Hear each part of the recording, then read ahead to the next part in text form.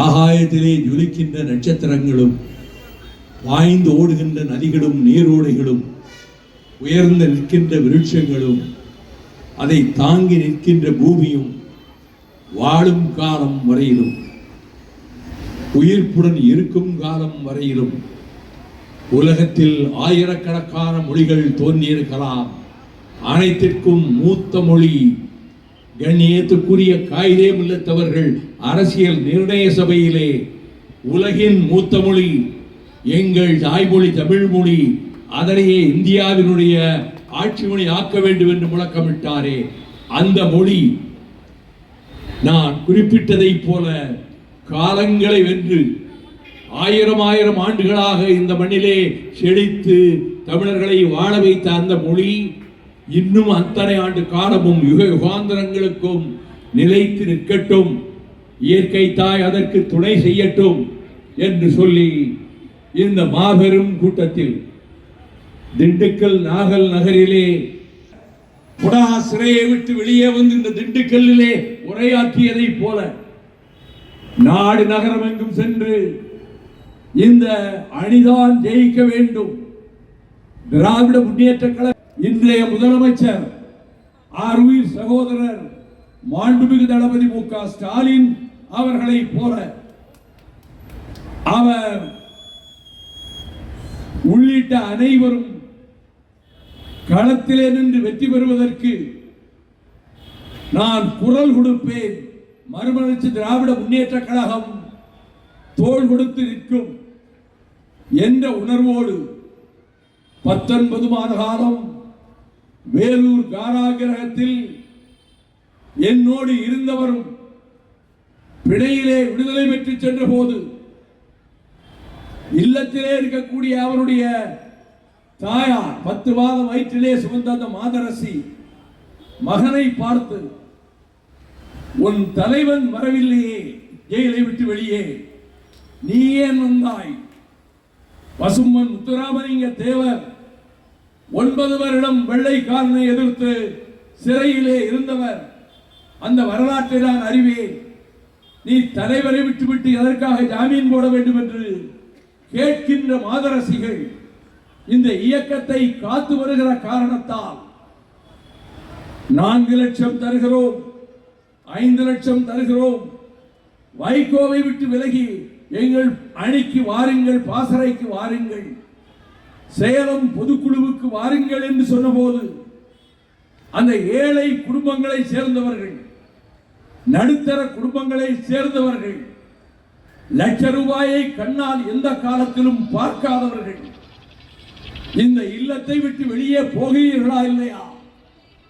வைகோவை விட்டு விலகை சொல்லி இந்த வீட்டுக்குள்ளே நுழைவதற்கு உங்களுக்கு என்ன திமிர் தைரியம் இருக்க வேண்டும் என்று அந்த வீடுகளிலே இருக்கக்கூடிய மாதரசிகளின் தாய்மார்களின் சகோதரிகள் விளக்க மாற்றால் அடிப்போம், வெளியே போ என்று விரட்டி அடித்து 65 பொதுக்குழு உறுப்பினர்கள் மட்டுமே அந்த போட்டி பொதுக்குழுவுக்கு சென்ற போது 1285 பொதுக்குழு உறுப்பினர்கள் வைகோவின் தலைமையில் தான் நாங்கள் தொடர்கிறோம் என்று பிரமாண வாக்குமூலம் தந்து அதை வீடியோ தொலைக்காட்சியிலே பதிவு செய்து மொத்த ஆவணங்களையும் நான் கொண்டு போய் தேர்தல் கமிஷனிலே டெல்லியில் கொடுத்து இந்த இயக்கத்தை அன்று பாதுகாத்தார்களே அதே பொதுக்குழு உறுப்பினர்கள், அதே வழியிலே வருகிற இன்றைய பொதுக்குழு உறுப்பினர்கள், செயற்குழு பொதுக்குழு உறுப்பினர்கள், நகரம் பேரூர் சிற்றூர் கிளை கழக செயலாளர்கள், அவர்கள்தான் இந்த இயக்கத்தை சோதனைகள் அடுக்கடுக்காக வந்தாலும், இடர்கள் தொடர்ந்து எங்கள் மீது பாய்ந்தாலும், துரோகங்கள் அவ்வப்போது தலை காட்டினாலும் அதை எல்லாம் தகர்த்து தரைமட்டமாக்கி தவிடுபடியாக்கி இந்த மறுமலர்ச்சி திராவிட முன்னேற்ற கழகத்தை காக்கின்ற காவல் தெய்வங்கள் கழகத்தின் கண்மணிகள் தான். வைகோ இந்த கட்சியை நான் பாதுகாத்து விடவில்லை, என் சகோதரர்கள், சகாக்கள், தோழர்கள் அவர்கள் இந்த இயக்கத்தை 31 ஆண்டு காலமாக காத்து வருகிறார்கள்.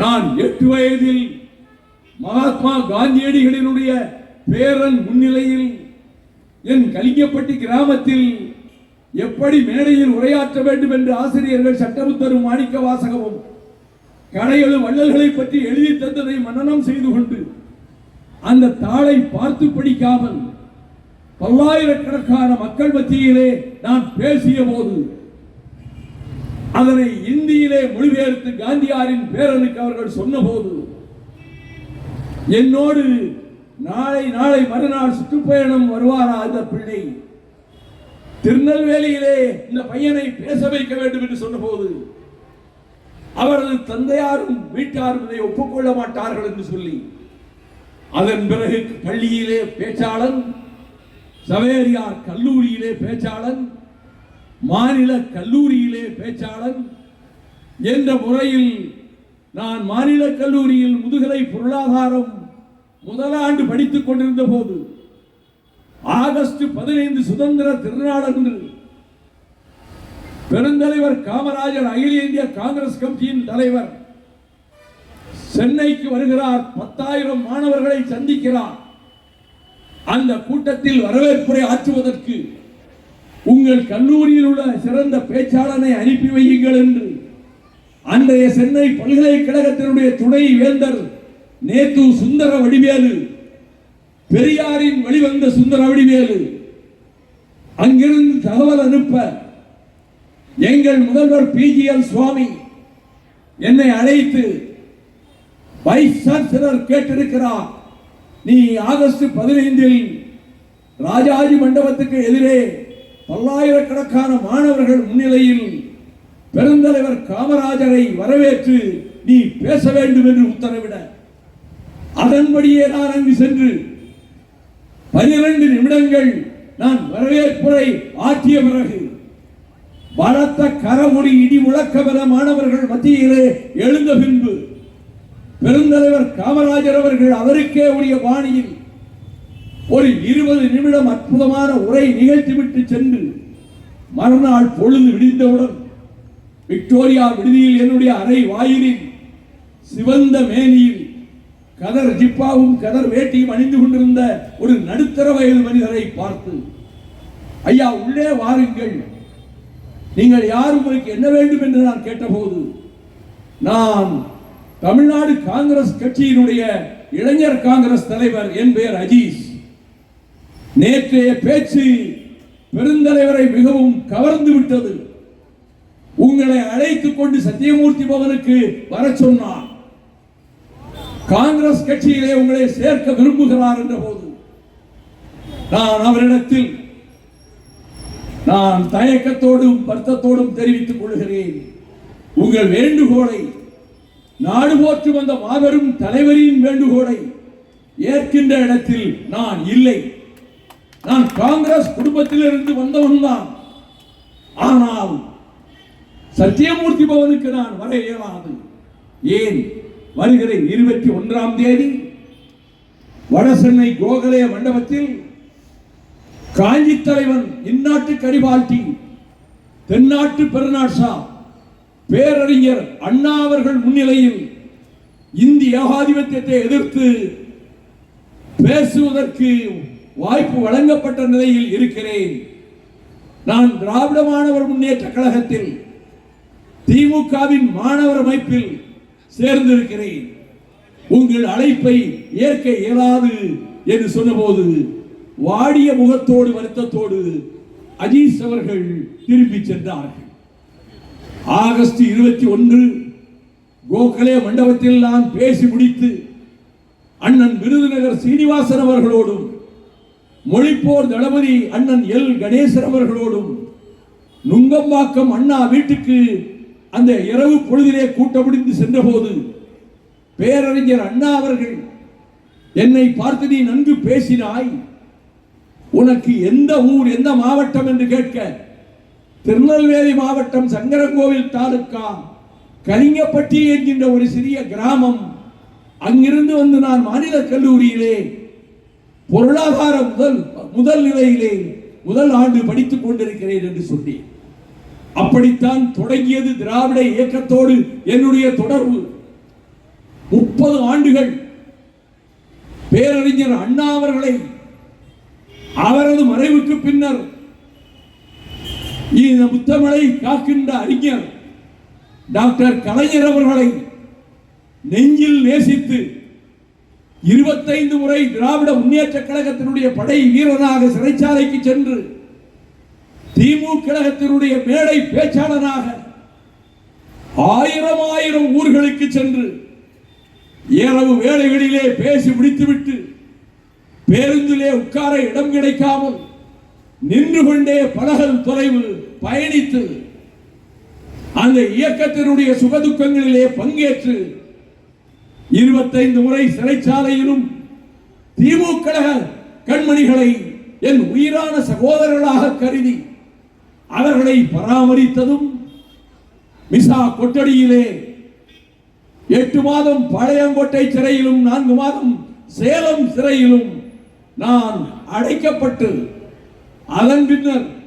1978 வருடத்தில் டாக்டர் கலைஞர் அவர்கள் என்னை முதலாக மாநிலங்களவைக்கு அனுப்ப மீண்டும் 90ஆம் ஆண்டிலே 84ஆம் ஆண்டிலே இரண்டாவது முறையாக ராஜ்யசபாவுக்கு அனுப்ப மூன்றாவது முறையாக 1990 மாநிலங்களவைக்கு அனுப்ப நான் இதய சுத்தியோடும் விசுவாசத்தோடும் நன்றி உணர்ச்சியோடும் எனக்கு அந்த பாக்கியத்தை வாய்ப்பை கொடுத்த டாக்டர் கலைஞர் அவர்களை திராவிட முன்னேற்ற கழகத்தை என் உயிரினும் மேலாக நேசித்து வந்த காலகட்டம் மறக்க முடியாதது. இந்த திண்டுக்கல் நகரிலே நடைபெற்ற சம்பவம் என்னை மறக்க விடாமல் செய்கிறது.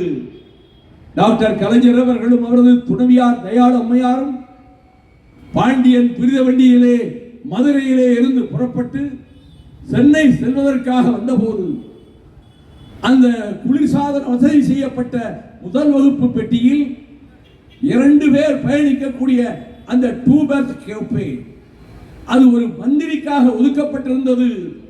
அந்த அதிமுக அமைச்சர் மதுரையிலே வரவில்லை, இனி அவர் வரமாட்டார் என்று கருதி ரயில்வே அதிகாரிகள் கலைஞர் அவர்களையும் அவரது துணைவியாரையும் இந்த கூப்பையில் ஈரடுக்கு பெருத்தில் நீங்கள் பயணியுங்கள் என்று சொல்லிவிட்டு போன பிறகு நான் அவரோடு குடைரோடு வரையிலே பேசிக் கொண்டிருந்து விட்டு நான் எனக்கு ஒதுக்கப்பட்டிருக்கக்கூடிய இடத்துக்கு செல்லுகிறேன் என்று விடை பெற்றுக் கொண்டு வருகிற போது நான் குடை ரோட்டிலே இறங்கவில்லை. திண்டுக்கல் வந்தது. எந்த திண்டுக்கல்? வீரத்தாய் வேலுநாச்சியார் ஹைதர் அலியிடம் பயிற்சி பெற்றாரே அந்த திண்டுக்கல்லில் ஊமைத்துறை தன் படை தளங்களோடு எந்த மலையின் உச்சியிலே போய் நின்றானோ அந்த திண்டுக்கல்லில் இந்திய நாடாளுமன்ற வரலாற்றில் ஒரு நாடாளுமன்ற இடைத்தேர்தலில் புரட்சி தலைவர் நான் நின்று கொண்டிருக்கிறேன். வாசலில் அமைச்சர் வந்துவிட்டார் என்று ரயில்வே அதிகாரிகள் ஓடி வருகிறார்கள். அமைச்சர் தனக்கு ஒதுக்கப்பட்ட 2 berth கூப்பே வேண்டும் என்று கேட்கிறார். நீங்கள் மதுரையில் வரவில்லை, அதனால் முன்னாள் முதலமைச்சருக்கு அதை ஒதுக்கிவிட்டோம் என்று சொல்ல, எனக்கு ஒதுக்கப்பட்ட கூப்பே எனக்குத்தான் நீங்கள் தர வேண்டும் என்று அவர் கேட்க, அதிகாரிகள் என்னிடம் வந்து முன்னாள் முதலமைச்சரையும் குடும்பத்தினரையும் எதிரே 4 berth கொண்ட ஒரு அறை இருக்கிறது, அதிலே ஒருவர் தான் மேல் தளத்து படுக்கையிலே இருக்கிறார், நீங்கள் முன்னாள் முதல்வரை அங்கே அழைத்துக் கொண்டு போகலாமா என்று கேட்டார்.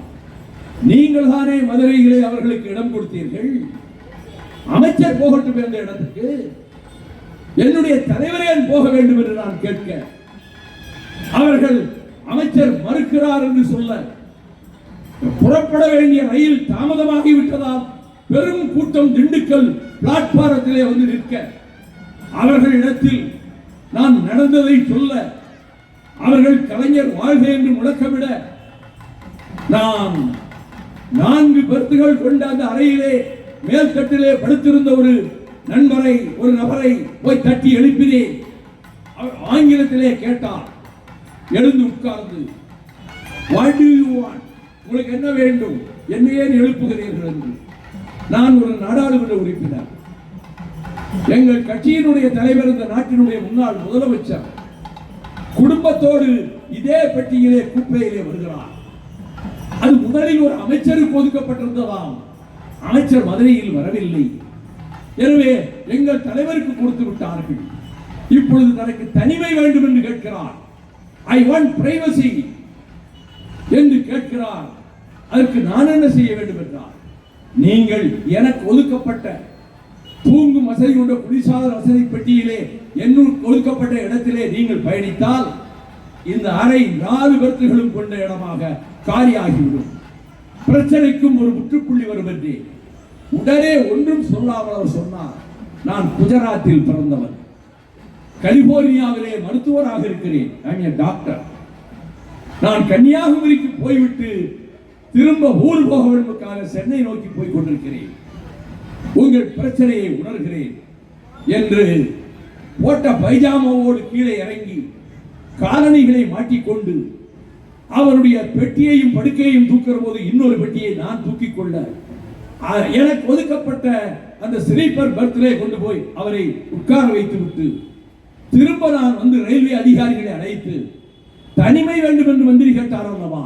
இப்பொழுது 4 பேர் கொண்ட அந்த அறை காலியாக இருக்கிறது, உங்கள் மந்திரி அங்கே போக சொல்லுங்கள் என்ற போது இவர்கள் போய் அமைச்சரிடம் தெரிவித்தவுடன் அதெல்லாம் எனக்கு வேண்டாம், எனக்கு முதலில் ஒதுக்கிய அந்த 2 பெர்த் குப்பை தான் வேண்டும், முன்னாள் முதல் மந்திரியை வெளியே அந்த அறைக்கு போக சொல்லுங்கள் என்று அவர் சொன்னதை ரயில்வே அதிகாரிகள் தயக்கத்தோடு என்னிடம் வந்து சொன்ன போது நீங்கள் கேட்டதை நான் செய்து கொடுத்து விட்டேன்.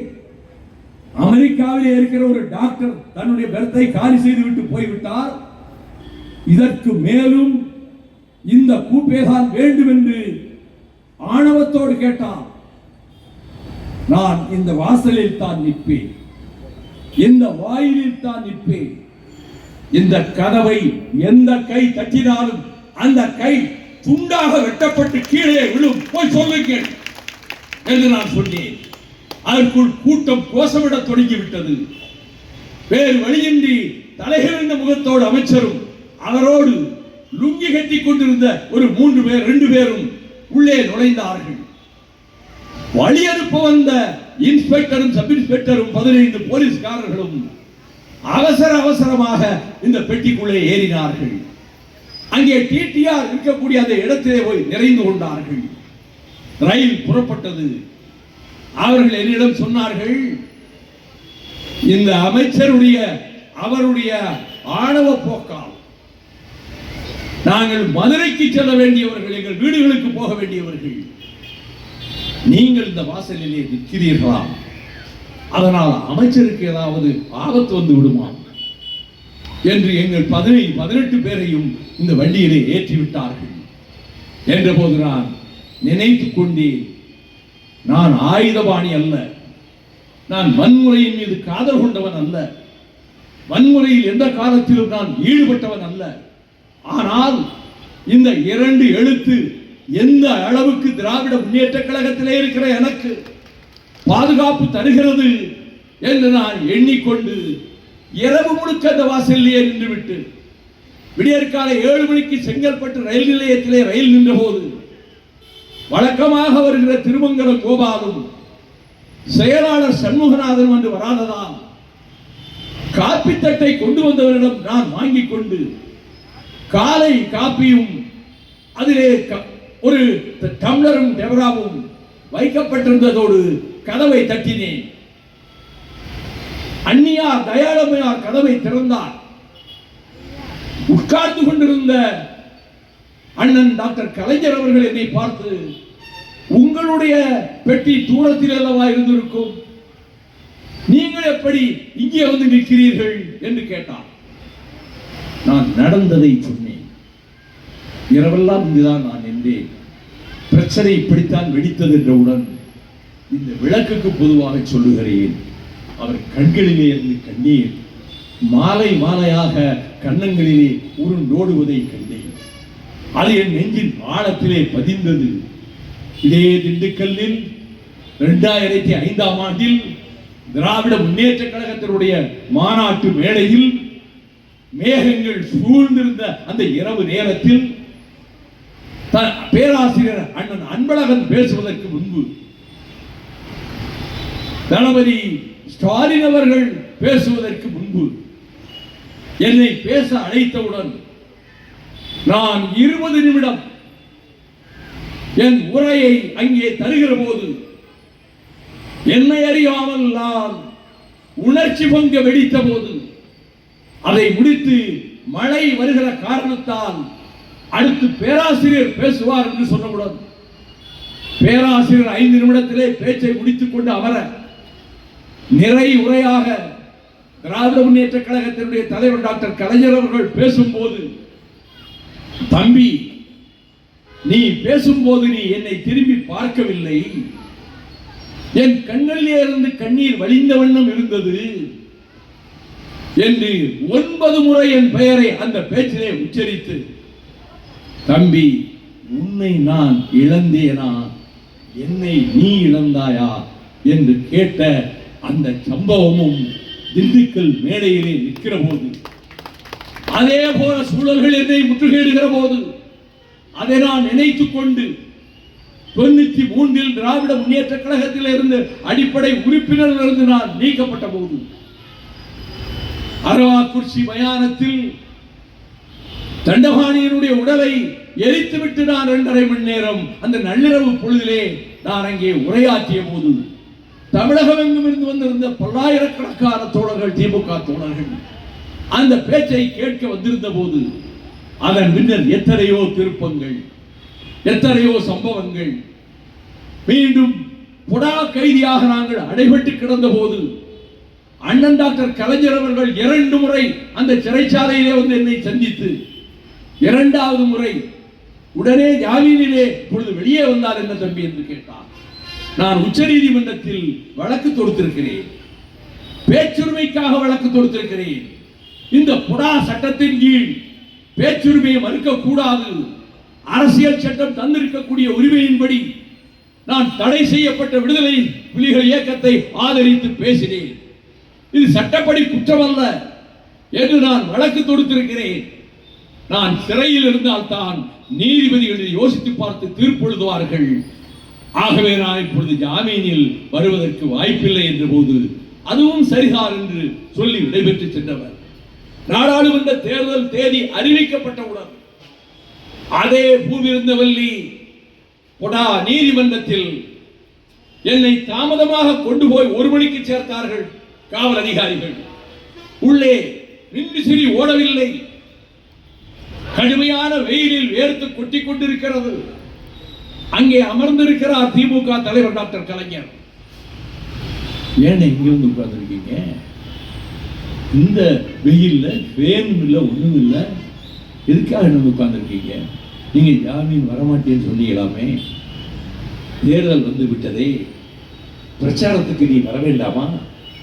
ஆகவே நான் சொல்லுகிறேன், பிணைக்கு மனு போட்டு உயர்நீதிமன்றத்திலே பிணை விடுதலை வாங்கிக் கொண்டு வந்து சேர்ந்து பிரச்சாரத்தை மேற்கொள் என்று சொன்னபோது அதனை கட்டளையாக ஏற்றுக்கொண்டு உயர்நீதிமன்றத்திலே பிணை மனு தாக்கல் செய்து நான் அதன்படி விடுதலை செய்யப்பட்டு வந்து 61 நாட்கள் தமிழகத்திலே இருக்கக்கூடிய அத்தனை நகரங்களிலும் பேரூர்களிலும் 61 நாட்கள் நான் பிரச்சாரம் செய்தேன்.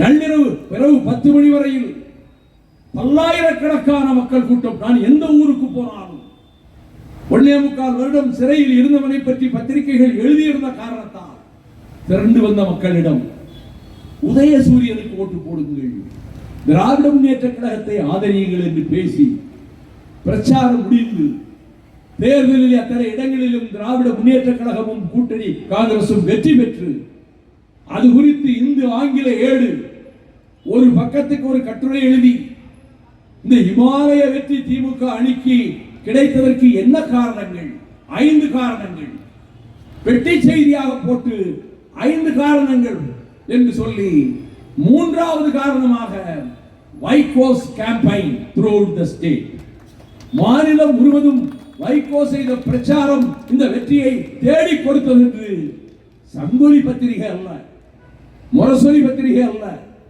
நடுநிலை ஏடான இந்து ஆங்கில ஏடு இப்படி வர்ணித்திருந்தது. அப்படித்தான் என்னுடைய பொது வாழ்வில் எத்தனையோ பிரச்சனைகள், சந்தர்ப்பங்கள், நான் எதை பற்றியும் எப்பொழுதும் சுயநலமாக நான் சிந்தித்தது கிடையாது. இப்பொழுது இந்த கூட்டத்தின் வாயிலாக நான் சொல்லிக் கொள்கிறேன். விவசாயிகளினுடைய துயரத்தை, மீனவ பெருங்குடி மக்களினுடைய கண்ணீரை இந்த திண்டுக்கல் கூட்டத்திலே நான் விவரிக்கப் போகிறேன் என்ற தலைப்பை கொடுத்திருக்கிறோம்.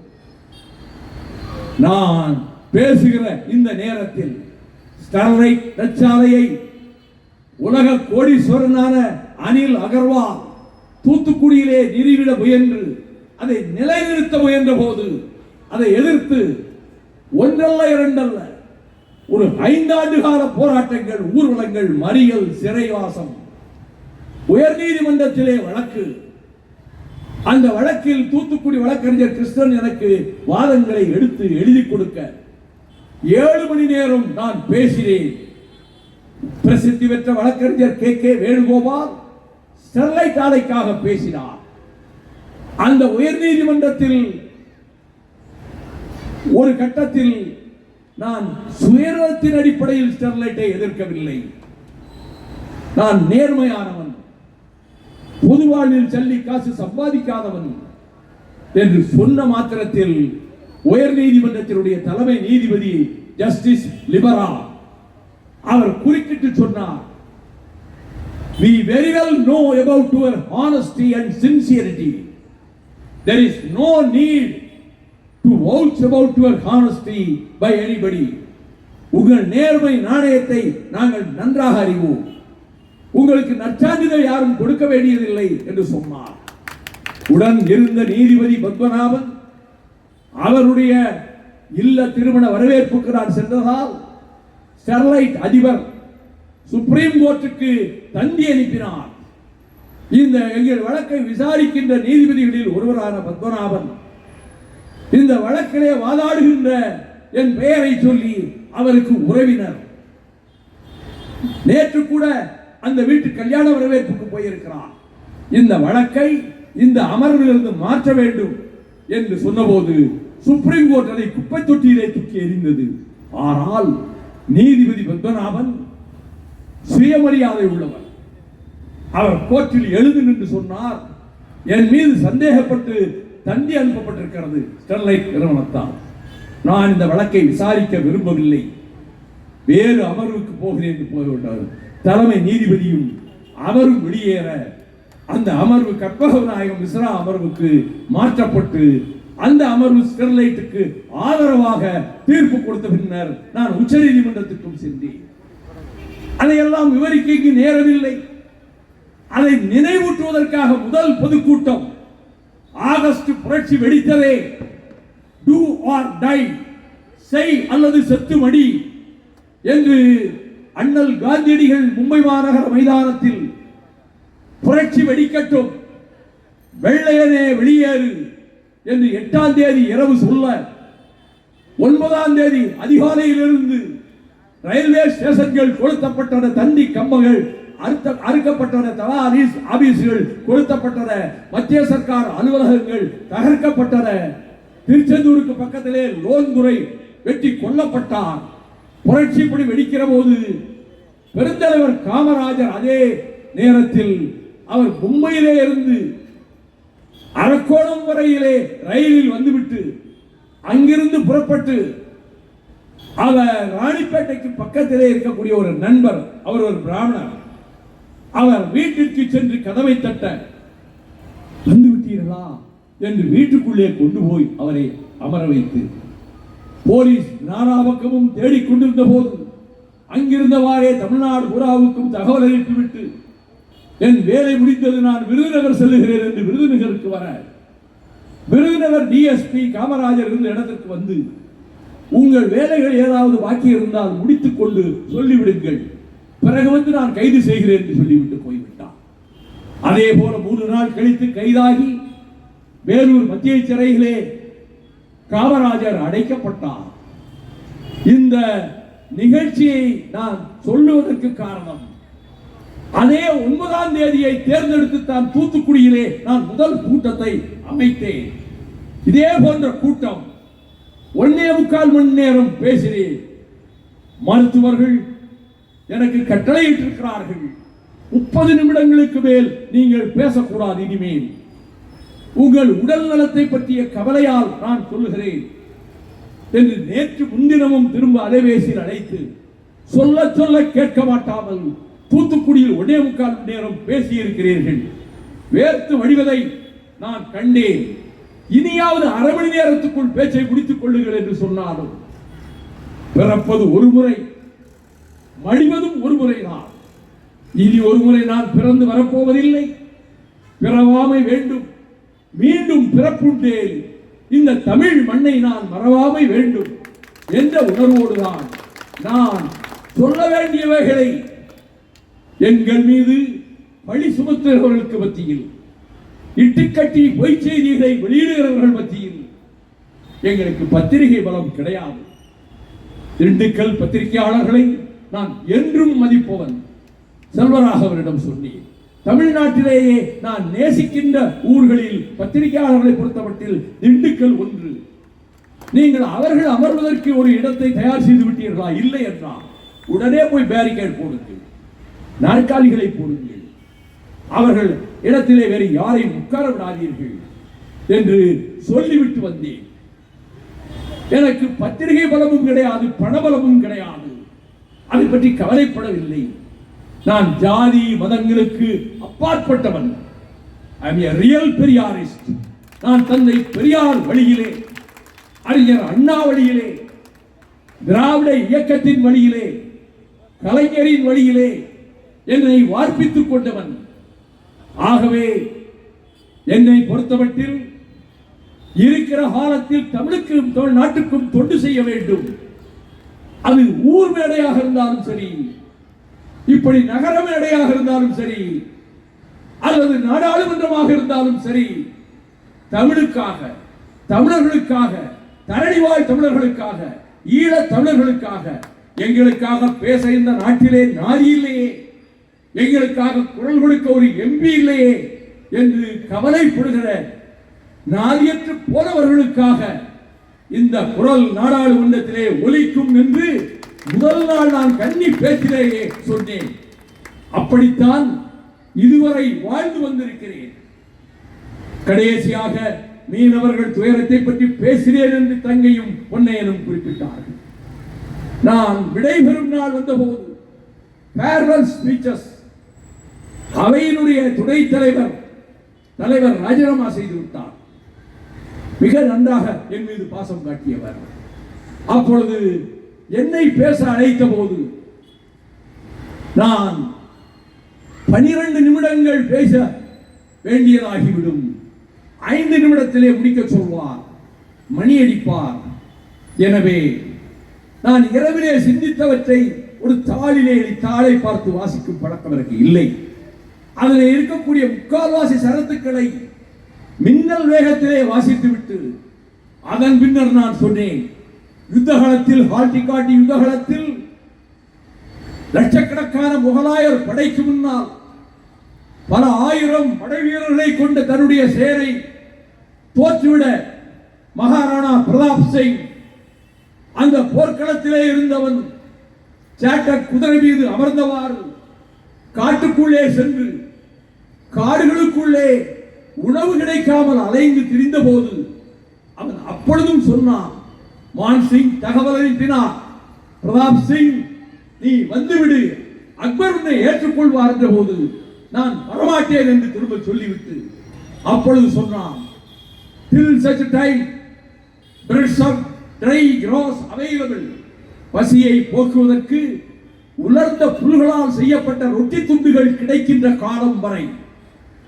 till such time water in streams available, ஓடும் நீரோடைகளில் இருக்கக்கூடிய தண்ணீர் என் தாகத்தை தணிக்கின்ற காலம் வரையில், till such time I breathe the air of this atmosphere, இந்த மண்டலத்திலே உலவுகிற காற்றை நான் சுவாசிக்கின்ற சக்தி என் சுவாச கோஷங்களுக்கு இருக்கின்ற கடைசி நிமிடம் வரையில் I will raise my sword for the liberation of my motherland, என் தாய் நாட்டை விடுவிப்பதற்காக நான் உயர்த்திய வாளை கீழே போட மாட்டேன் என்று சொன்ன கவிதையை மேற்கோள் காட்டிவிட்டு ராஜ்யசபையில் அந்த முதல் 3 வரிகளையும் திரும்ப சொல்லி, அதே போலத்தான்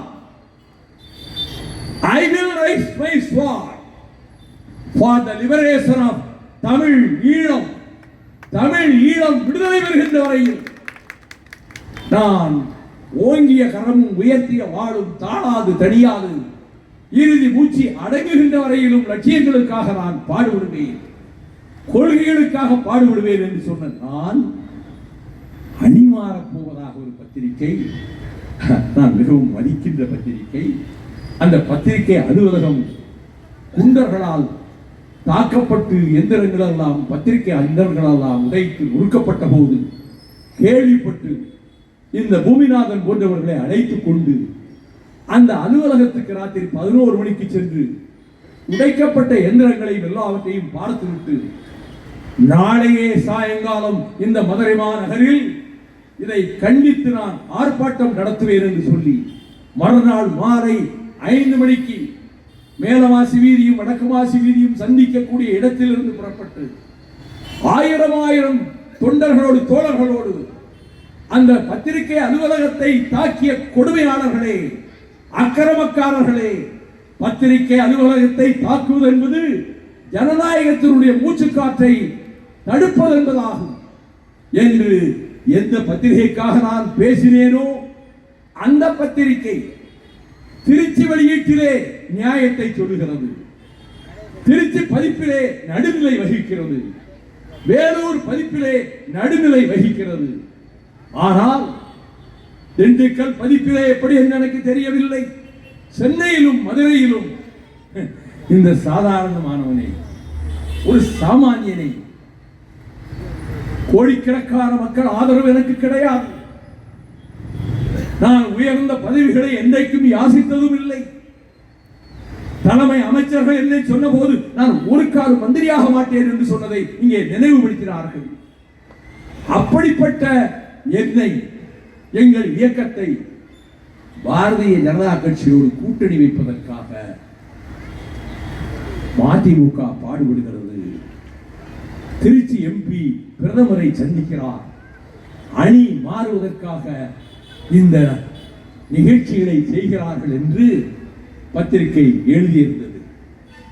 என்னுடைய தோழர்களுக்கு வருத்தம், என்னுடைய தம்பிமார்களுக்கும் சகோதரர்களுக்கும் சகோதரிகளுக்கும் வருத்தம். நம்மை பற்றி ஏன் இப்படி தூற்றுகிறார்கள்? நாம் என்ன தீங்கு செய்தோம் யாருக்கு? எங்களை இவ்வளவு மோசமாக சித்தரித்து அதுவும் அணிமாற போகிறோம் என்று சொல்லுகிறார்களே, நான் அணிமாறுகிறவன். பிஜேபியோடு கூட்டணி வைத்திருந்தேன், நரேந்திர மோடியோடு நேசக்கரம் கொண்டிருந்தேன். ஆனால் நாடாளுமன்ற தேர்தல் முடிந்து அவர் பிரதமராக போகிறார் என்ற செய்தி வெளியாகி நான் டெல்லிக்கு போன மாத்திரத்தில் எனக்கு தகவல் தரப்பட்டது, பிரதமர் நரேந்திர மோடியினுடைய பதவியேற்பு விழாவுக்கு கொலைகாரன் இலங்கை சிங்கள ஜனாதிபதி ராஜபக்சே அழைக்கப்பட்டிருக்கிறான் என்ற செய்தி வந்ததை கேள்விப்பட்டு அதிர்ச்சியுற்றான். பிரதமர் எங்கே இருக்கிறார் என்று கேட்டேன். இன்று காலைதான் அவர் குஜராத்துக்கு போய்விட்டார், நாளை திரும்புவார் என்றவுடன் மின்னஞ்சலிலே ஒரு 5 பக்கத்துக்கு கடுமையாக அந்த முடிவை நிந்தித்து பிரதமருக்கு மின்னஞ்சல் அனுப்பிவிட்டு உங்களை சந்திக்க விரும்புகிறேன் என்று கடைசி வரியிலே எழுதியிருந்தேன். மறுநாள் எனக்கு செய்தி குஜராத் பவனிலே இருந்து வந்தது. நீங்கள் பிற்பகல் 3 மணிக்கு குஜராத் பவனிலே ஆனரபிள் நரேந்திர மோடி அவர்களை சந்திக்கலாம் என்று வந்தது. நான் கணேசமூர்த்தியும் சென்றோம். நாங்கள் போய் அமர்ந்தவுடன் பக்கத்திலே அமித்ஷா உட்கார்ந்திருந்தார். சற்று நேரம் கழித்து சட்ட அமைச்சர் அருண்ஜேட்லி வந்து உட்கார்ந்தார்.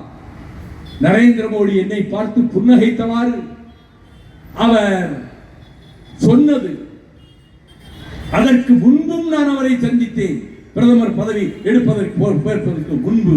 அப்பொழுது நான் சொன்னேன், மிஸ்டர் மோடி, அமெரிக்க நாட்டு வரலாற்றில் நாட்டு மக்கள் கொடும் துயரத்துக்கும் பஞ்சத்துக்கும் பசிக்கும் ஆளாகி தவித்த போது ஜனாதிபதியாக இருந்தவர் பிராங்க்லின் டி ரூஸ்வெல்ட், அவர் விவசாயிகளுக்காக ஒரு புது விடியல் நியூ டீல் அவர் அறிவித்தார் 1933.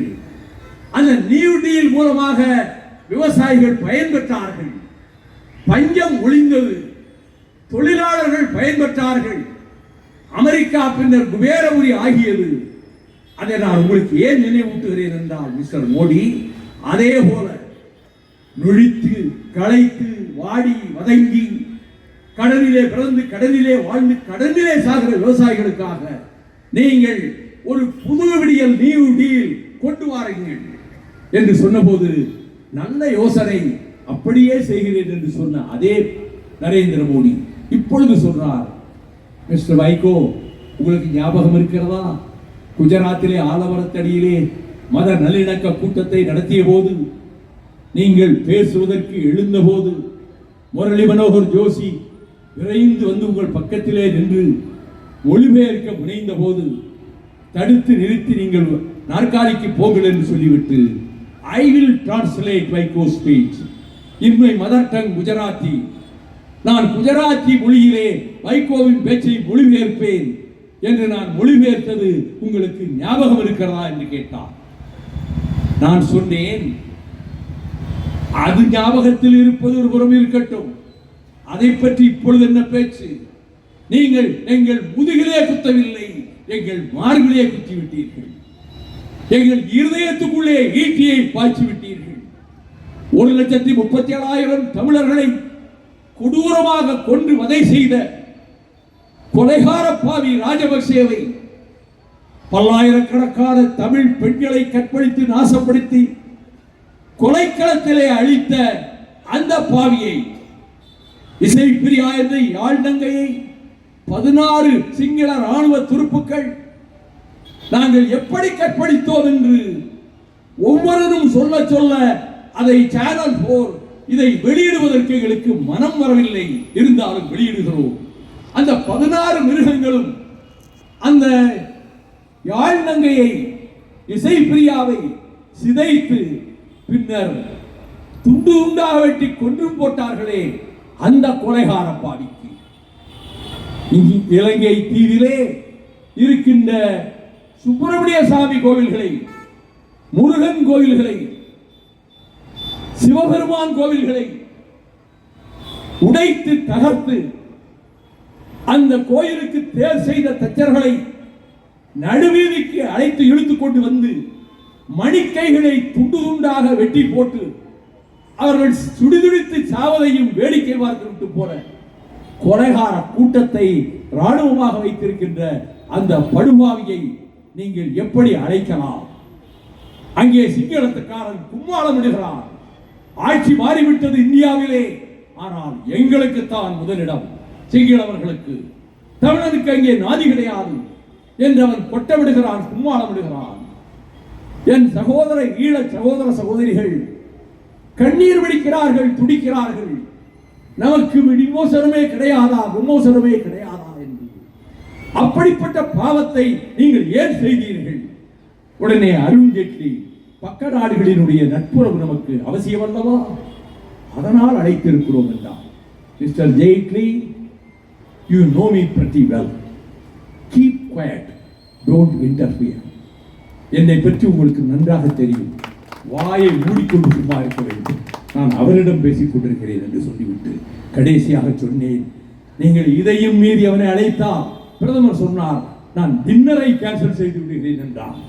டின்னரை கேன்சல் செய்து என்ன பிரயோஜனம்? நீங்கள் பதவி ஏற்கும் போது அந்த வெளிநாட்டு தலைவர்கள் வரிசையில் அந்த கொலைகார பாவி அல்லவா உட்கார்ந்து இருப்பான். இந்த முடிவை நீங்கள் மாற்றாவிடில் இப்பொழுதே தெரிவிக்கிறேன், அந்த நாளில் நீங்கள் பதவி ஏற்கிற 26ஆம் தேதி காலையில் ஆயிரக்கணக்கான என் சகோதரர்களை அழைத்துக் கொண்டு ஜந்தர் மந்தரிலே முழக்கமிட்டு புறப்பட்டு பாராளுமன்றத்தை நோக்கி கருப்பு கொடிகளுடன் உங்கள் ஆட்சி ஒழிக என்று கோஷமிட்டுக் கொண்டு நாங்கள் செல்வோம் என்பதை அறிவிக்கிறேன். இந்த நிமிடமே உங்களோடு இருக்கிற கூட்டணியை துண்டிக்கிறேன் என்று சொல்லிவிட்டு வெளியே வந்து தமிழ்நாட்டிலே இருந்து தம்பிமார்கள் 1000 பேர் ரயில்களிலே புறப்பட்டு வர 26ஆம் தேதி என்று காலையில் ஜந்தர் மந்தரிலிருந்து புறப்பட்டு ஆங்கிலத்திலே நான் முழக்கம் எழுப்பி கொண்டு வர தோழர்களை பின்பற்றி சொல்ல எங்களை கைது செய்து பார்லிமெண்ட் போலீஸ் ஸ்டேஷன் வளாகத்துக்குள்ளே கொண்டு போய் அடைத்தார்கள். அப்பொழுது ஐஜி ஆஃப் பிரிசன்ஸ் அவர் அறைக்கு வர சொல்லி அழைப்பனுப்பினார். நான் சென்றேன். ஐ ஆம் தி ஐஜி ஆஃப் பிரிசன்ஸ். உங்களை பற்றி எனக்கு நன்றாக தெரியும். உங்கள் பாராளுமன்ற பேச்சுக்களை படித்திருக்கிறேன். உங்கள் மீது மரியாதை வைத்திருக்கிறேன். நீங்கள் இந்த நாற்காலிலேயே உட்கார்ந்து கொள்ளலாம். வேண்டாம் ஐயா, என் தோழர்களோடு அந்த மரத்தடியிலே போய் உட்கார்ந்து கொள்கிறேன். ஒரு உதவியை செய்யுங்கள். பாராளுமன்றத்திலே வெடிகுண்டு வீசினானே பஞ்சாப் சிங்கம் பகத்சிங், அவன் வெடிகுண்டு வீசியதற்கு பிறகு அவனை கைது செய்து கொண்டு வந்து இதே பார்லிமெண்ட் போலீஸ் ஸ்டேஷன் வளாகத்துக்குள்ளே இருக்கக்கூடிய ஒரு அறையில் அடைத்து வைத்திருந்தார்கள் என்று நான் படித்திருக்கிறேன். ஆமாம் என்றார். அந்த அறையின் கதவுகள் பூட்டப்பட்டிருக்கின்றன, யாரும் உள்ளே பார்க்க அனுமதி கிடையாது என்று கேள்விப்பட்டேன். அந்த கதவுகளை திறக்க சொல்லுங்கள். அந்த அறைக்குள் நான் செல்ல வேண்டும். பகத்சிங் எந்த இடத்திலே 2 நாள் அடைபட்டு கிடந்தானோ அந்த மண்ணை தொட்டு நான் வணங்க வேண்டும் என்றவுடன் அந்த சிறை அறையின் கதவுகளை திறக்க செய்தார். நான் தனியாகவே உள்ளே சென்றேன். மண்டியிட்டு அமர்ந்தேன். இங்குதானே பகத்சிங், நீ 2 நாட்கள் இருந்திருக்கிறாய். தூக்கு மேடைக்கு போகிற போதும் எங்கள் கண்களை கட்டாதீர்கள், எங்கள் உடம்பிலே எங்கள் கழுத்திலே தூக்கு கயிறு ஏற்றப்படுகிற போது நாங்கள் இந்த பூமியை பார்த்தவாறே சாக வேண்டும் என்று சொன்னானே, அந்த பகத்சிங்கே நானும் வாழும் வரையிலும் உனக்கு இருந்த உணர்ச்சியில் ஒரு துளியளவாவது எனக்குத்தான், கோடியில் ஒரு பகுதியாவது எனக்குத்தான். அதை நான் உன்னிடம் யாசிக்கிறேன். இந்த மண்ணை தொட்டி வணங்கி நான் யாசிக்கிறேன் என்று பிரார்த்தனை செய்துவிட்டு நான் வெளியிலே வந்தேன். கூட்டணி மறுநாள் அன்றே முடிந்தது. கூட்டணியை அன்றே உதறிவிட்டேன். நான் கொள்கைகளுக்காகவும் லட்சியங்களுக்காகவும் மறுமலர்ச்சி திராவிட முன்னேற்ற கழகத்தை இயக்கி வருகிறவர். என் சகாக்களும் அப்படியே. நாங்கள் கூட்டணி ஒரு சில காலகட்டங்களிலே மாறியதற்கு காரணங்கள் இருக்கலாம், தவறுகளும் இருக்கலாம். நான் மறுக்கவில்லை. பிழை செய்வது மனித இயல்பு. அதை போல நான் தவறு செய்திருக்கலாம். ஆனால் 8 ஆண்டுகளுக்கு முன்பு முடிவெடுத்து சனாதன இந்துத்துவ சக்திகளும் பாரதிய ஜனதா கட்சியும் தமிழ்நாட்டிலே காலூன்ற முயல்கின்றன.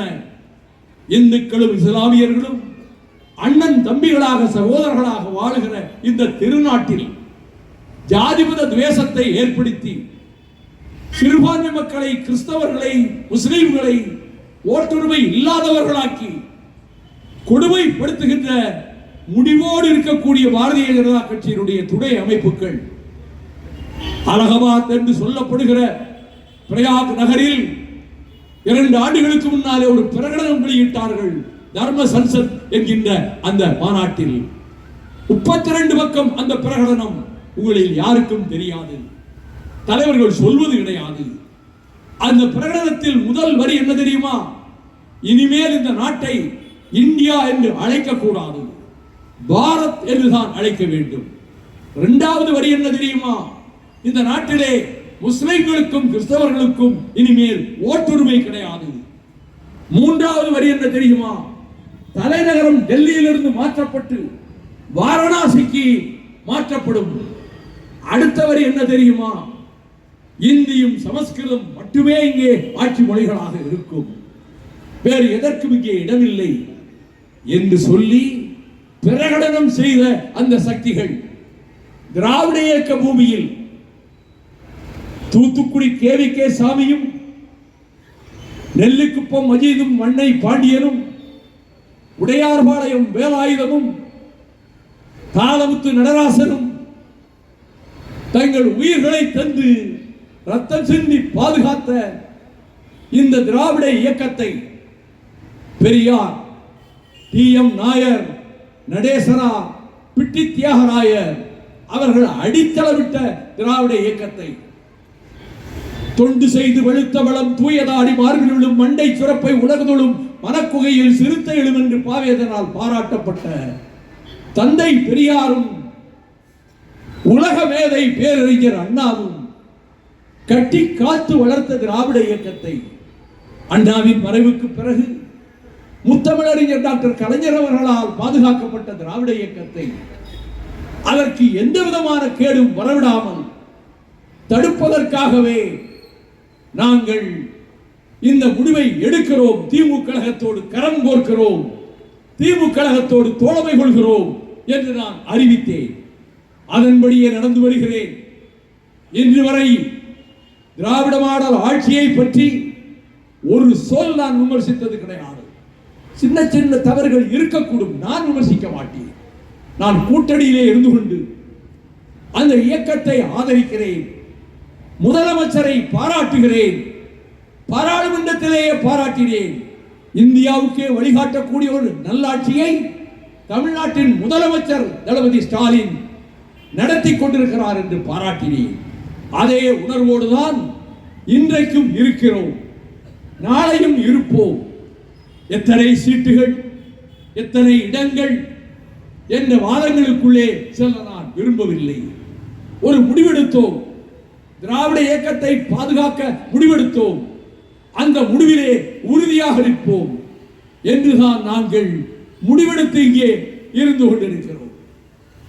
கிட்டத்தட்ட 1500 விவசாயிகளை, கரும்பு விவசாயிகளை பாதுகாப்பதற்காக டெல்லியிலே பேரணி ஏற்பாடு செய்து அவர்கள் அனைவரையும் பொன்னையன் அவர்களோடு அனுப்பி வைக்க சென்ட்ரல் ஸ்டேஷனிலேயே வெளியனுப்பிவிட்டு டெல்லி சென்று அவர்கள் போராடுகிற இடத்துக்கே சென்று உரையாற்றி அதற்கு பிறகு திருச்சி ஐயா கண்ணு ஒரு 100க்கும் மேற்பட்டவர்களை அழைத்துக் கொண்டு சென்று கொதிக்கும் வெயிலில் கொட்டும் குளிரில் பனியில் அந்த சாலையிலேயே 45 நாட்கள் அவர்கள் அங்கே போராடினார்கள்.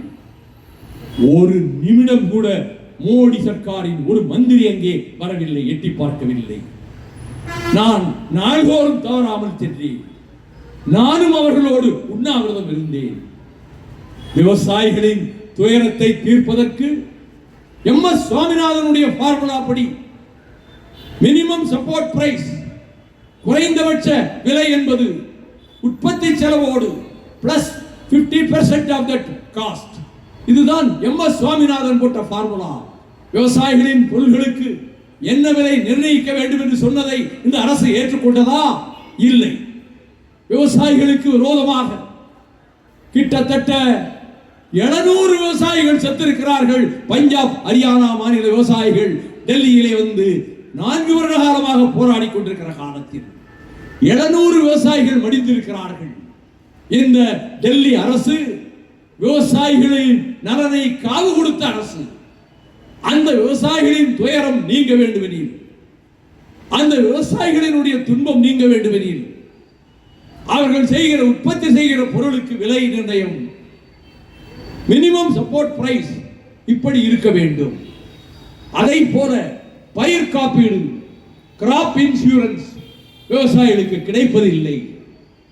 ஒரு ஊரிலே 50 பேர் பயிர் காப்பீடு செய்திருந்தாலும் அந்த ஊர் முழுக்க பயிர் காப்பீடு செய்யவில்லை என்று சொல்லி அந்த 50 பேருக்கும் அந்த இன்சூரன்ஸ் பணம் காப்பீட்டை தருவது கிடையாது இந்த அரசு. இவையெல்லாம் விவசாயிகளுக்கு இழைக்கப்படுகின்ற கொடுமைகள். அவர்கள் வாடி இந்த நாட்டிலேயே நாதியற்றவர்கள் யார் தெரியுமா? மேலி பிடிக்கும் விவசாயிகள்.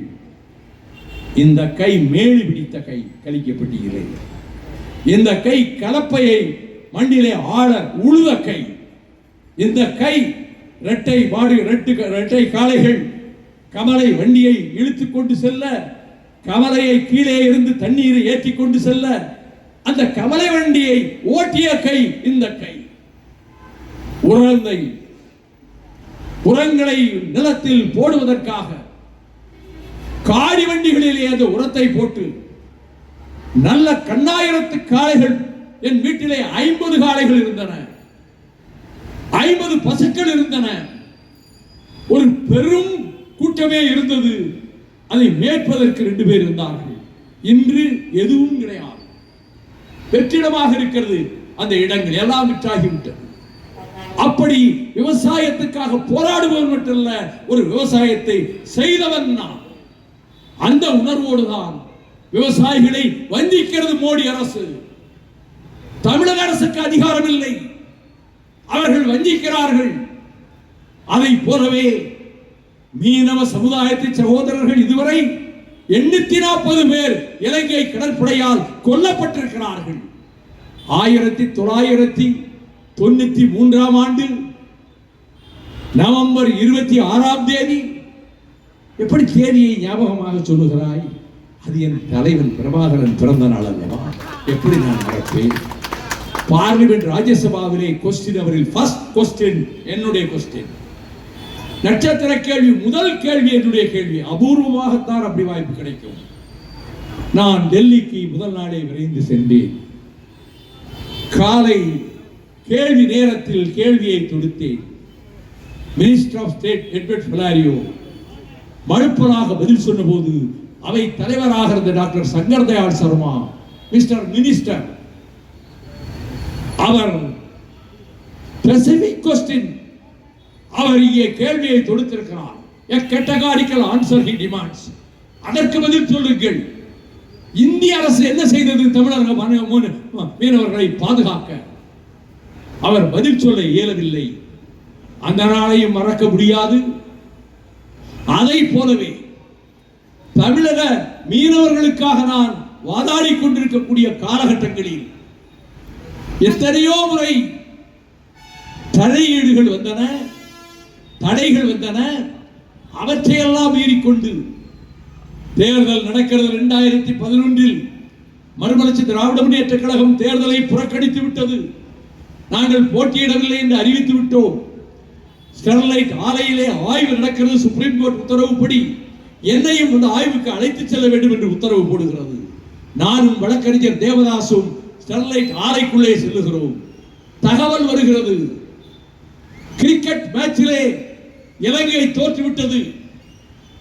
4 நாட்களுக்கு முன்னாலே இலங்கை கடற்படையில் நமது மீனவர்களை பார்த்து, நாங்கள் தோற்றால் நீங்கள் கடலுக்குள் வருகிற போதே உங்களை கொலை செய்வோம் என்று மிரட்டி இருக்கிறார்கள்.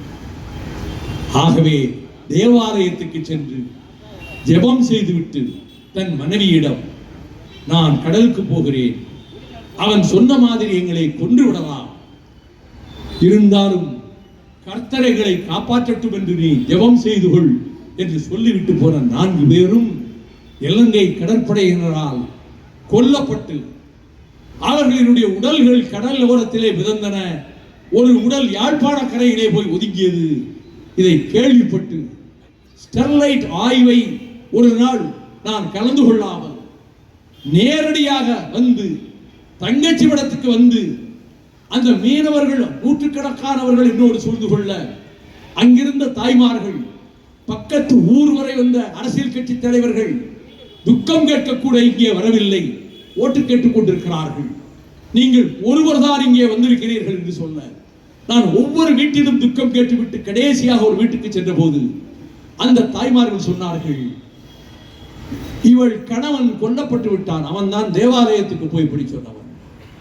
இந்த பெண் அனாதை, சொந்த வீடு கிடையாது, தாய் தந்தை கிடையாது, ஒரு பெண் குழந்தை 3 வயதிலே இருக்கிறது, வருமானமும் இல்லை, நீங்கள் ஏதாவது அவர்களை பாதுகாக்க ஏற்பாடு செய்யுங்கள் என்ற போது, அவசியம் நான் செய்கிறேன் அம்மா என்றவுடன் தலைகவிழ்ந்து உட்கார்ந்திருந்த அந்த சகோதரி நிமிர்ந்து என்னை பார்த்தாள்.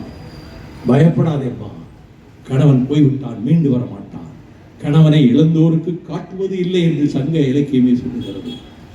உனக்கு வருமானத்துக்கு வழி செய்கிறேன், ட்ரெயினிங் ஸ்கூல்லே உன்னை சேர்த்து விடுகிறேன், நீ ஆசிரியை பயிற்சி பள்ளியிலே முடித்துக் கொண்டு ஆசிரியை வேலை பார்த்து உன்னை காப்பாற்றிக் கொள்ளலாம், குழந்தையையும் காப்பாற்றிக் கொள்ளலாம் என்று சொல்லி ட்ரெயினிங் ஸ்கூல் அதிபராக அன்று இருந்து இப்பொழுது திமுகவில் வந்து சேர்ந்து விட்ட அன்வர் ராஜா அவர்களை தொடர்பு கொண்டு ஒரு இடம் வேண்டும் உங்கள் ட்ரெயினிங் ஸ்கூல்லே என்று கேட்டபோது, மற்றவர்களிடம் வாங்குகிற கட்டணத்திலே பாதி அளவை குறைத்துக் கொண்டு அந்த பெண்ணை அங்கே படிக்க வைத்து அவள் ஆசிரியை பயிற்சி முடிந்து இப்பொழுது ஒரு ஆசிரியையாக இருந்து கொண்டிருக்கிறாள். குழந்தையும் வளர்ந்து பள்ளிக்கூடத்துக்கு போய் கொண்டிருக்கிறார். ஆக மீனவ சமுதாயத்திற்காக நாம் பாடுபடுவது ஒன்றும் பெரிதல்ல. ஆனால் கச்சத்தீவு தாரையாக்கப்பட்டு விட்டதால் நமது மீனவர்கள் கொல்லப்படுகிறார்கள். கடலுக்குள் செல்ல முடியவில்லை. இந்தியாவின் பிரதமராக ஐக்கிய குஜரால் இந்தர்குமார் குஜரால் இருந்தபோது நான் எம்பி அல்ல, நான் துண்டு சீட்டை கொடுத்தேன். செக்ரட்டரியிடம் உள்ளே அனுப்பினார். உங்களை பிரதமர் அழைக்கிறார் என்று சொன்னார். நான் குஜராத் வெளிவிவகார அமைச்சராக இருந்தபோது நட்புறவோடு பழகியவன், அவர் வீட்டிலே போய் சாப்பிட்டவர். நான் குஜராத் அவர்களை பார்த்து, நேற்று முன்தினம் 6 மீனவர்கள் கொல்லப்பட்டிருக்கிறார்களே ஆறுகாட்டுத்துறையில், ஹெலிகாப்டரிலே வந்து நம்முடைய கடல் எல்லைக்குள்ளே குண்டு வீசி படகுகளை சிதறடித்து 6 மீனவர்களை கொன்றுவிட்டு போயிருக்கிறாரே, உங்கள் கடற்படை என்ன செய்து கொண்டிருக்கிறது? பக்கத்திலே தானே இந்திய கடற்படை இருக்கிறது. அவர்கள் ஏன் எங்கள் மீனவர்களை பாதுகாக்கவில்லை? நாங்கள் இந்த நாட்டின் பிரஜைகள் இல்லையா?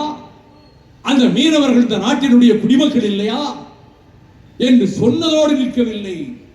Your navy is waiting like a lame டக்.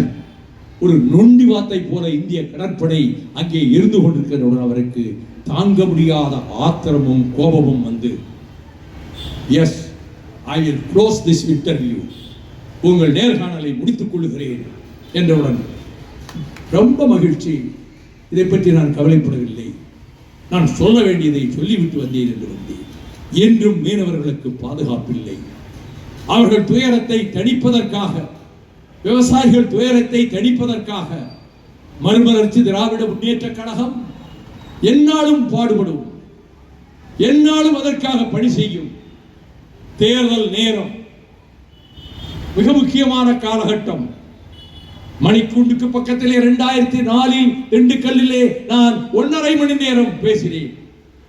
நாடாளுமன்ற தேர்தல் வந்தபோது இதே நாகல் நகரிலே வந்து நான் பேசினேன். இப்பொழுதும் சொல்லுகிறேன், திராவிட முன்னேற்ற கழக தலைமையிலான அந்த கூட்டணி வெற்றி பெறும். காங்கிரஸ் கட்சியும், மார்க்சிஸ்ட் கம்யூனிஸ்ட் கட்சியும், இந்திய கம்யூனிஸ்ட் கட்சியும், விடுதலை சிறுத்தைகள் கட்சியும், இந்திய யூனியன் முஸ்லிம் லீக் கட்சியும், இப்படி இன்னும் 1-2 கட்சிகளும் சேர்ந்து இணைந்திருக்கக்கூடிய இந்த கூட்டணி வருகிற தேர்தலில் 2026 சட்டமன்ற தேர்தலில் திமுக தலைமையில் மகத்தான வெற்றி பெறுவதற்கு மறுமலர்ச்சி திராவிட முன்னேற்ற கழகம் தோள் கொடுக்கும், பணியாற்றும். அந்த முடிவோடு, உறுதியோடு நான் உங்களை அழைக்கிறேன். என் சகோதரி அழைத்ததை போல 2 நிமிடம் இருங்கள், 2 நிமிடம். உங்களை அழைக்கிறேன், வாருங்கள் காவிரி தீரத்திற்கு, பொன்னியாற்றங்கரைக்கு, மலைக்கோட்டை நகரத்துக்கு பக்கத்தில் மறுமலர்ச்சி திராவிட முன்னேற்ற கழகம் நடத்துகிறதே பேரறிஞர் அண்ணாவின் 117வது பிறந்த நாள் விழா மாநாட்டுக்கு வாருங்கள். இந்தியாவின் தலைவர்களை அழைத்து வந்து கடற்கரையிலே மறுமலர்ச்சி பேரணி தந்தை பெரியார் பேரறிஞர் அண்ணா பிறந்த நாளுக்காக நடத்தியவன் நான். இந்திய நாட்டின் பிரதமர், உள்துறை அமைச்சர், ராணுவ அமைச்சர், பஞ்சாப் முதலமைச்சர், காஷ்மீர் முதலமைச்சர், பாட்டாளி மக்கள் கட்சி தலைவர் டாக்டர் ராமதாஸ், இத்தனை பேரையும் கடற்கரைக்கு கொண்டு வந்து லட்சக்கணக்கான கழக தோழர்களும் தமிழர்களும் நிறைந்திருக்க அந்த இடத்தில் வாஜ்பாய் பேசும்போது என் நண்பர் வைகோ கேட்டுக்கொண்டதை போல சேது சமுத்திர கால்வாய் திட்டத்தை எங்கள் அரசு நிறைவேற்றும் என்று பிரகடனம் செய்ய வைத்தவன் இந்த மேடையிலே நிற்பவன் தான் என்பதையும், அந்த அண்ணா பிறந்த நாள் விழா மாநாட்டுக்கு நீங்கள் வாருங்கள், அணி அணியாக வாருங்கள். இங்கே வந்தவர்களில் இளைஞர்களை பார்க்கிற போதுதான் எனக்கு உற்சாகம் பிறக்கிறது. 60 வயது 70 வயது தாண்டியவர்கள், 30 ஆண்டுகளுக்கு முன்னாலே திமுக மேடைகளில் என் பேச்சை கேட்டவர்கள், அவர்களுக்கு தெரிந்து பயனில்லை. 20 வயது 25 வயது 30 வயதுக்குட்பட்ட வாலிபர்கள் என்னையும் அறிய மாட்டார்கள், என் கடந்த கால போராட்டங்களையும் அறிய மாட்டார்கள். அவர்களை பார்க்கிற போது நான் மகிழ்ச்சி அடைகிறேன். ஏராளமான இளைஞர்கள் இங்கே வந்து கட்சியிலும் சேர்ந்தார்கள், கைத்தறி ஆடை அணிவித்தார்கள். ஒவ்வொரு இளைஞனையும் கேட்கிறேன், நீ மட்டும் வராதே, உன்னோடு 5 பேரோ 10 பேரோ இளைஞர்களை, வாலிபர்களை, எந்த கட்சியிலும் இல்லாமல் இருக்கலாம், திருச்சிக்கு அழைத்துக் கொண்டு வா, திருச்சி மாநாட்டுக்கு அழைத்துக் கொண்டு வாருங்கள். தாய்மார்களை முடிந்த மட்டுக்கும் நீங்கள் அழைத்து வாருங்கள், உங்களால் இயன்ற மட்டுக்கும். ஆகவே லட்சக்கணக்கானவர்கள் திரளப் போகிற திருச்சி பேரறிஞர் அண்ணா பிறந்தநாள் விழா மாநாடு வெற்றி பெறட்டும். தமிழ் குலம் தலைக்கட்டும், தமிழ் இனம் தலைக்கட்டும், தமிழ் நாட்டினுடைய ஜீவாதாரங்கள் வாழ்வாதாரங்கள் காப்பாற்றப்படட்டும் என்று இயற்கை தாயை வேண்டி இவ்வளவு நேரமும் பொறுமை காத்து அமர்ந்திருந்த பத்திரிகை நிருபர்களுக்கும் தொலைக்காட்சி நண்பர்களுக்கும் என் நெஞ்சார்ந்த நன்றியை தெரிவித்து, வாழ்க தந்தை பெரியார் புகழ், வாழ்க பேரறிஞர் அண்ணா புகழ், வாழ்க முத்தமிழறிஞர் கலைஞர் புகழ், வெல்க திராவிட இயக்கம், வெல்க தமிழ் ஈழம். நன்றி, வணக்கம்.